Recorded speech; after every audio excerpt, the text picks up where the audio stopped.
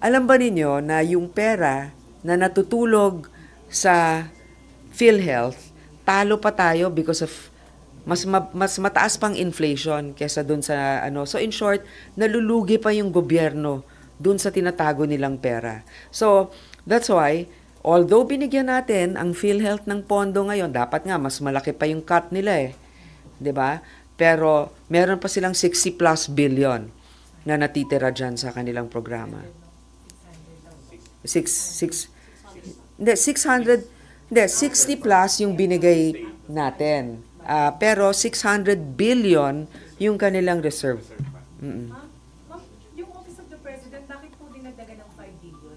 For confidential fund. Hindi. ASEAN.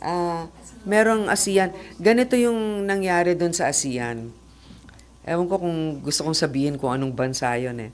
Kasi di ba yan, take turns